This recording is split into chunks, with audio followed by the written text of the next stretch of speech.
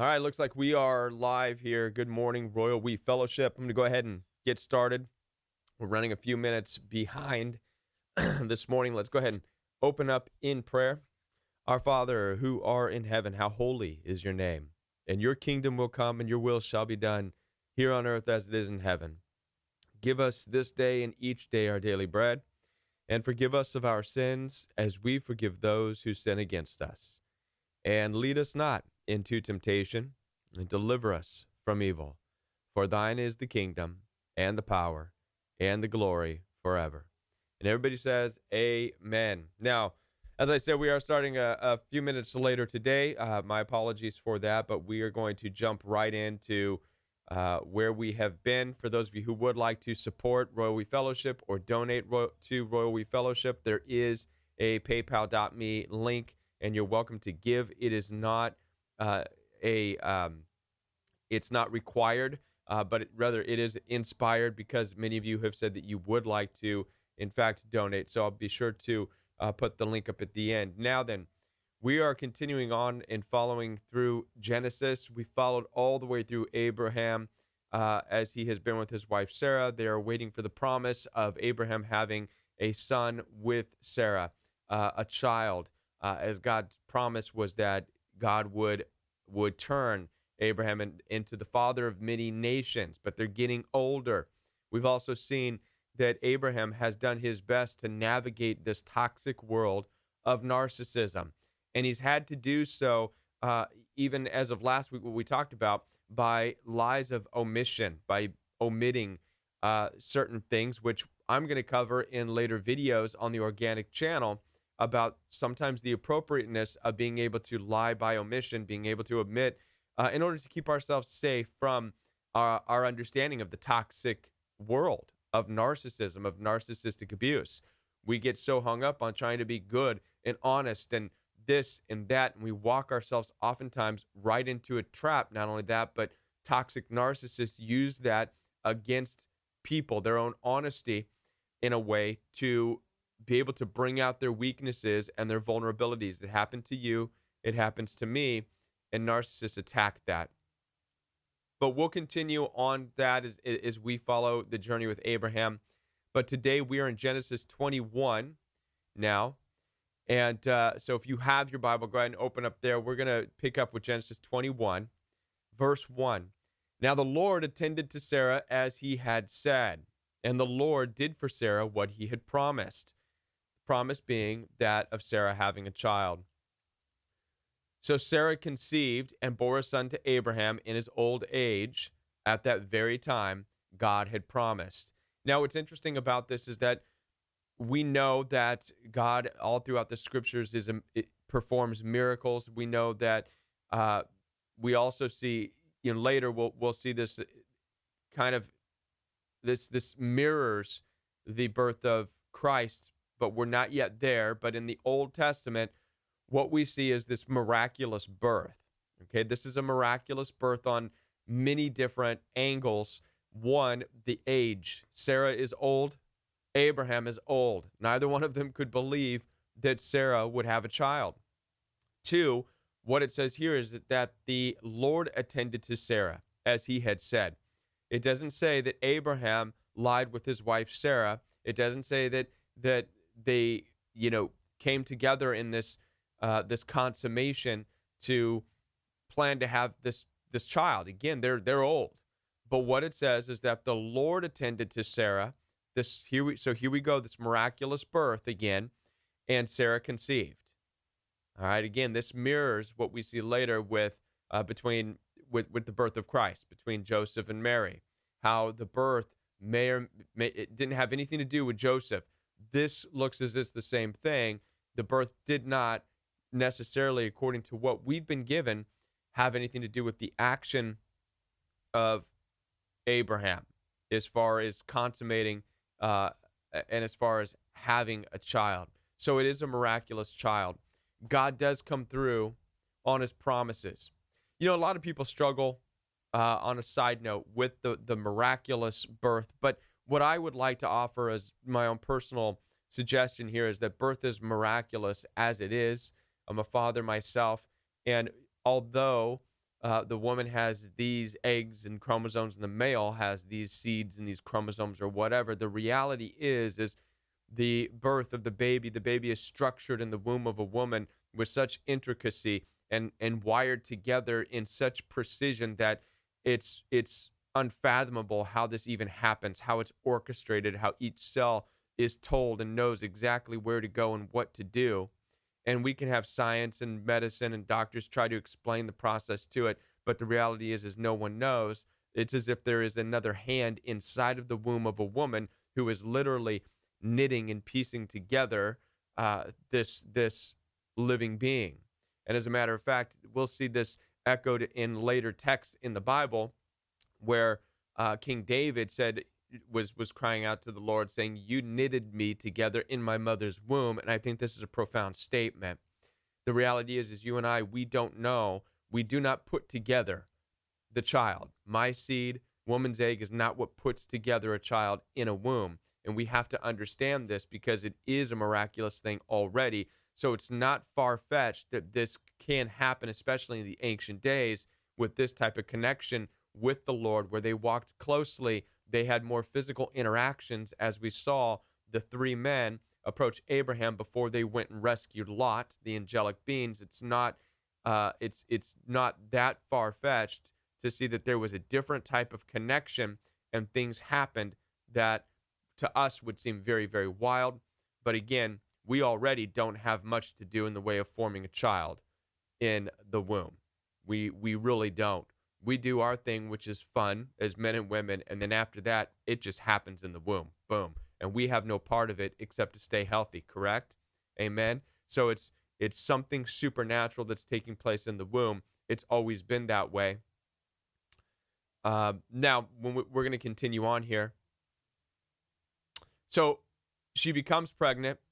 God does come through on his promises, right? He attended Sarah, and Sarah conceived. And Abraham gave the name to Isaac. Now, nonetheless, Abraham was excited because Abraham knew that there was no other means for which she would become pregnant except for God's promise that he has been waiting on. And so Abraham gave the name Isaac to the son that Sarah bore to him. Isaac means, by the way, laughter, joy, because they were so full of joy and so full of laughter. One of those things, like they just were so beside themselves. How is this even possible with how old we are? I imagine they were laughing for a very long time, the type of laughing where they had tears coming out of their eyes because it was just, it was crazy what they were experiencing. Abraham was 100 years old when his son Isaac was born. Back then, that's kind of old, but not that old, I guess. But he was 100 years old when Isaac was born. And Sarah said, God had made me laugh, and everyone, verse 6, and everyone who hears of this will laugh with me. She added, who would have told Abraham and Sarah that they would nurse children? Yet I have borne a son at this old age. So the child grew and was weaned, and Abraham held a great feast on the day Isaac was weaned away from nursing, that is.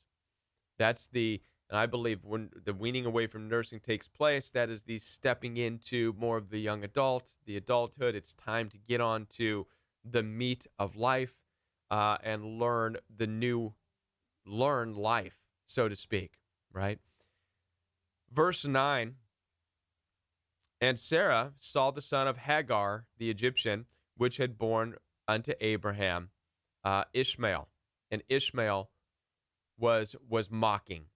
So here we see in verse 9, we see that Sarah is looking at the son of Hagar. Hagar was the servant, the bondservant, who in the past, if you remember, when Abraham and Sarah were desperate for a child, it was Sarah who offered up her own servant and said, here, sleep with my servant, and if you have a child, maybe that's what God means. They stepped out of their line of faith to go ahead and do this, and it caused it backlashed drastically. It actually, Sarah's own idea filled Sarah with so much rage and anger, she couldn't even tolerate it, and she sent the woman away already once. The moment that her and the child was born, and she saw Hagar nursing that child, Sarah became enraged and angry at her own idea, her own doing, and sent them away. The Lord brought them back, and here we are again. Sarah sees the son Ishmael. By now, Ishmael is a young adult. He's no longer a child. He's no longer weaning. He is some years old. We don't know how old, probably still an adolescent, but old enough to where he's able to mock what he's seeing. And this is important. So he's mocking Sarah as they're gloating over their son Isaac. There's Ishmael mocking. Now, this can be a very scary thing. This can turn into a pretty bad issue. She immediately, in verse 10, she goes over to Abraham and says, "Cast out this woman and her son, for the son shall not be heirs with my son, even with Isaac." Now, there's two things going on here inside of Sarah, and also Abraham's going to note this as well. Okay, this was a grievous thing in Abraham's sight. We're going to see this in verse 11 because it was his son. However, we already know that in the scriptures that when we see mocking, we can see this can easily turn into envy.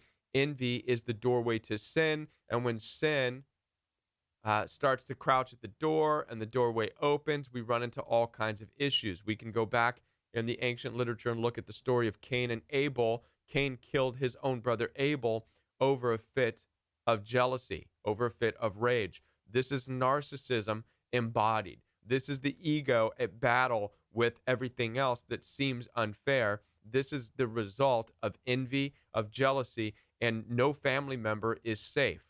No sibling is safe once the sin is crouching at that door and one of them becomes filled with envy. Ishmael displayed the mocking, which is already the first signs that it can move into the area of envy, of jealousy, and ultimately of dangerous hostility. Okay. And Sarah continues on pleading with Abraham, making this case in point that Ishmael will not be an heir with Isaac. And I believe that she had the foresight to see that this is going to be a problem. Ishmael's not going to be an heir. He's already mocking at a young age. He can grow with it. He's going to grow with hostility, with anger, with this issue. This is dangerous. Send them away. And now Abraham already knows the reality of needing to divide and separate. He did this with Lot. If we go back a few chapters, quite a few chapters, when Lot, his nephew, was with him as they were journeying according to what God spoke to Abraham. When he said, "Abraham, go, I'm going to make you father of many nations," Abraham and Lot came to this place where their two camps, their people, were fighting out of jealousy and out of envy and out of fighting for some of the things. And that was just fighting over pieces of land and little bits of food and whatever other stupid things they were fighting about. But Abraham had the wisdom about him to say, we need to divide ourselves because this is going to be a problem. And he did that. He separated himself from his nephew Lot. Lot went on to Sodom, and Abraham went out into the desert. Okay, so God inspires us to separate a lot of the times when we come across these issues where we're seeing the tensions build, the mocking build. This is a huge sign of toxicity. This is a huge sign, especially we can try our best to calm the situation down. We can try our best to address these things, but how easy is it? Raise your hand, especially in a toxic situation with toxic people, how easy is it to address envy? How easy is it to go to somebody and say, listen, I see your mocking, I see your envy. Of trying to approach it from this angle, separation is key. I'm not a big fan of divorce, though I talk to a lot of people in personal one-on-one coaching sessions about divorce. However, we'll see all throughout the scriptures that separation is always a key. The moment you see envy and strife beginning to bubble to the surface, this is where you know that sin is crouching at the door as it was in Cain, and the doorway can easily be opened to exactly the route that Cain went, which was to kill his brother out of his own envy and jealousy. That is a serious issue. So we need to take, in this world of toxicity and narcissism, we absolutely need to be able to take and identify the signs of envy and jealousy and mocking and ridicule and these types of things, and be able to create the necessary division in a very wise and smart way. Now, so in verse 10, we see that Sarah told Abraham, cast her out, get rid of the situation. She shall not, or Ishmael shall not be an heir with my son, even with Isaac. And this was, in fact, very grievous to Abraham's sight, because Ishmael was his son. He did not want to part with his son. I could imagine that Ishmael and Abraham had grown close. He had been a father to him. He did raise him. But as we said, this dynamic could have progressively gotten worse, right? They are stepchildren. Now, Isaac is a son that belongs to Abraham. Ishmael is a son with another woman. They are stepchildren. This always can present an issue, especially in a world of toxicity. I've seen this in my own life. Maybe you have seen this as well. We're also going to find out more about this when we get to the story of Joseph and his stepbrothers. And for those of you who don't know, Joseph was thrown into a pit by his own stepbrothers, again, from jealousy, from envy, and that's the sin that crouches at the door in a toxic, narcissistic world. It is the envy and the jealousy and the pride that leads to the killing and the destruction of other people. So it needs to be addressed, even separated. And now, in verse 12, we see that God had said to Abraham, he comforted Abraham in this understanding, in this decision, said, let it not be grievous in thy sight because of the lad, and having to send him out, him and his mother out. Because of thy bondwoman, in all that Sarah hath said unto you, take unto her voice, right? Listen to her, for in Isaac shall thy seed be called, right? This is going to be your heir, and also the son of the bondwoman, also Ishmael, I will make a great nation, because he is thy seed as well. Okay? So it's important that we see that God is saying, listen, I will take care. One of the things that we struggle with in this world, and especially in this world of toxicity and narcissism, we struggle oftentimes to separate because we have this strong feeling that we are needed. How many of you would say that? I felt needed in the relationship. I felt needed in a place where I really didn't belong, or I should have let go of a lot sooner because I was needed. A lot of people call this the codependency. A lot of people would call it pride. I would tend to say it's a little bit of both. We gather our worth, oftentimes, unfortunately, we gather our own worth and we gather our own validation through the way in which we support and take care of other people. This is a trap that we can fall into. And sometimes we can ignore the red flags. We can ignore the bad things that are taking place and get stuck in a situation where we shouldn't be in because of our own, in a way, ego in that situation. I'm going to share something with you, a quick story. I once had my first job, as a matter of fact. This is real brief. My first job, I was very excited. I was making good money, but I was also very afraid, and I didn't even really like the job. But because I felt like it was my first, I owed the job to do my best. I was so full of anxiety all the time. I never took vacations, and even when I did take a vacation, this was decades ago, I was scared during my vacation that I was gone from the job. And it was an aunt of mine who once said, Kevin, they will be just fine without you.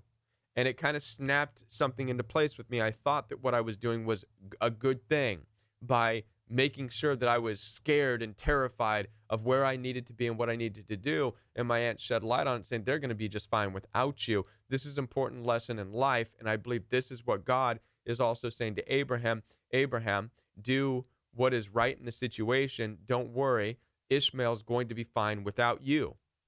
All right. So a lot of times, even God is still removing pieces of pride without us. And this is something that we all need to take into consideration when we're leaving toxic people, narcissists, despite what they say, despite them saying, don't leave me this and that if they're toxic and things are bad, know that they're going to be fine without you. They were fine before they met you in their own, in their own toxic world. They will be fine once again. We need to stop looking at ourselves and finding our validation through being saviors of other people. And this dynamic keeps us in these dangerous, hostile situations with toxic people. We need to learn to let go. And even if that means we look like a bad person, so be it. We risk looking like a bad person to get rid of the toxic situation, and we trust that they're going to be okay, that God will provide a life for them. And I know that hits some of you right there. It speaks to me as well. So Abraham did rise up. He took some bread, took a bottle of water. This is verse 14, gave it to Hagar, putting it on her shoulder and the child, and sent her away. And she departed, and she wandered in the wilderness.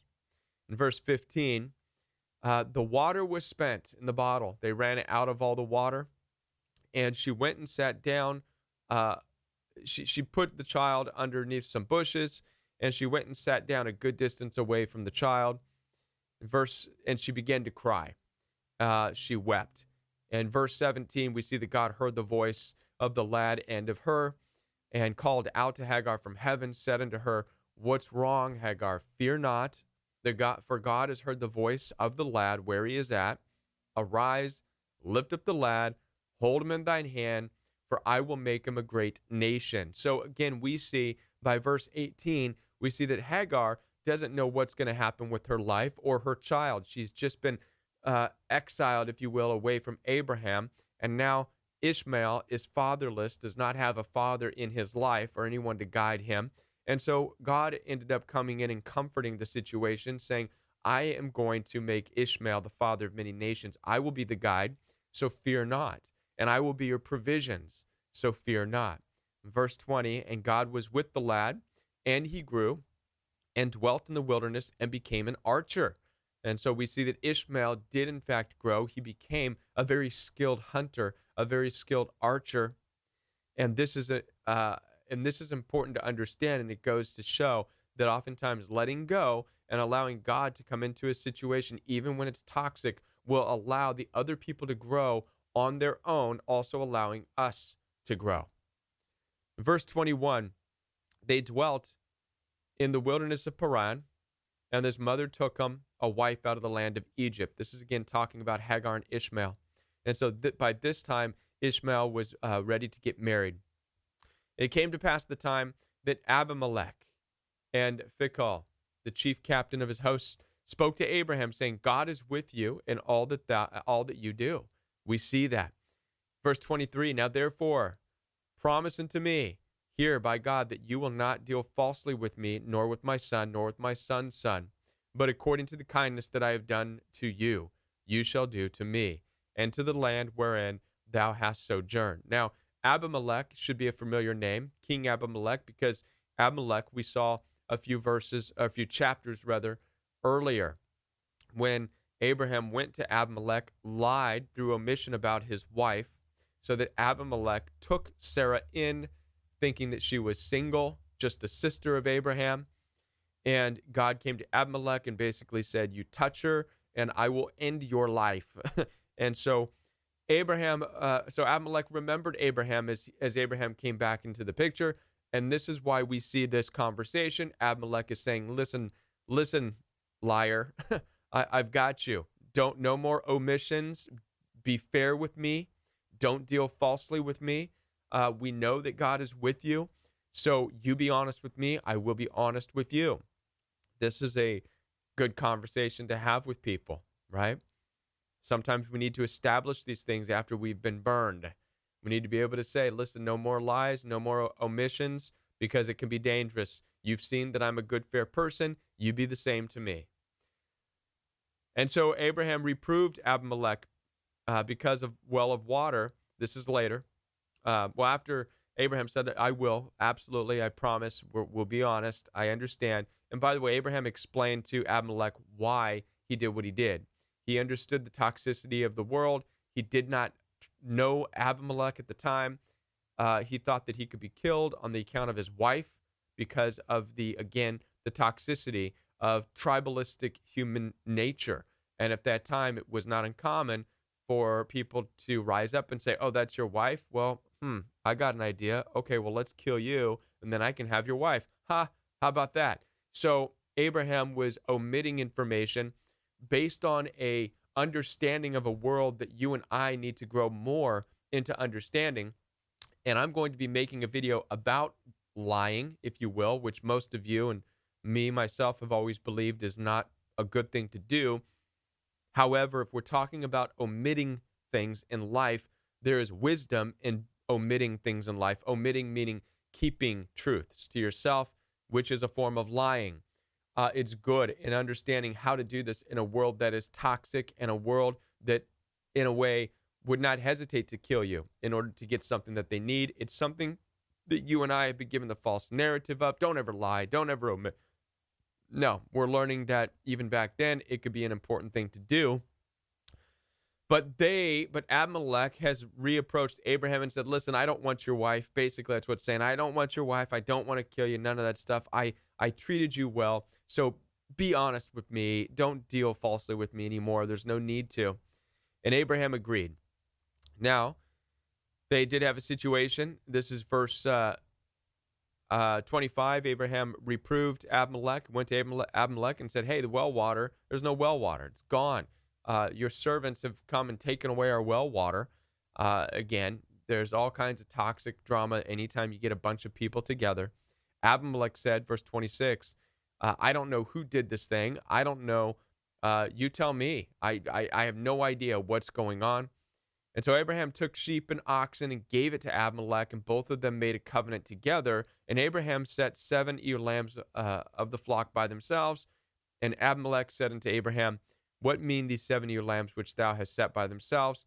In verse 30, Abraham said, "For these 7 ewe lambs shall you take off my hand, that they may be a witness unto me that I have digged this well."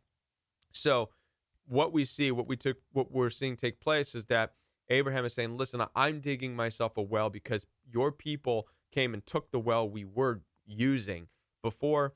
And so I'm digging this one in this exact spot. And you, Abimelech, are a witness. And these sheep and these goats that I'm giving to you, they're all witnesses. So let these sheep, every day you look at these sheep and these goats and these things, you're going to remember that this is a result of Abraham digging his own well, doggone it." And that's what we see taking place here.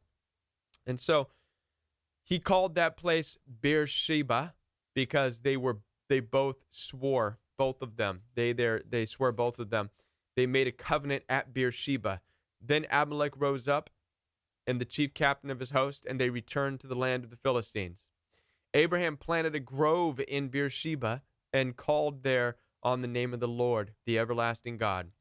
And Abraham sojourned in the Philistines' land many days. So there Abraham is living amongst the Philistines with his son Isaac, with his own well that was so important to him that he dig the well and give away some sheep and some goats and saying, "Let it be known that this is my territory and I am giving I'm giving these sacrificial pieces to you to make an oath, to let it be known right here. This is my territory." And so that's what we have right here as far as this today's chapter. Again, today we are in Genesis chapter 21. And I hope that this has given a lot of you some insight into some things as far as separation from toxic situations, and also being able to grow, right? To grow, to move on, and to be able to detach. There's a lot of important stuff in there. So be sure to be back here next Saturday morning for Royal We Fellowship. We're going to continue on in our story through Genesis. We're going to continue on and learning how to navigate this world.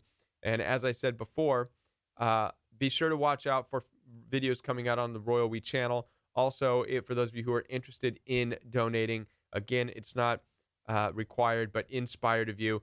Go ahead and do so through PayPal. There are links on the homepage banner and elsewhere. And we'll be back next Saturday morning right here on Royal We Fellowship. Have a great weekend, everybody.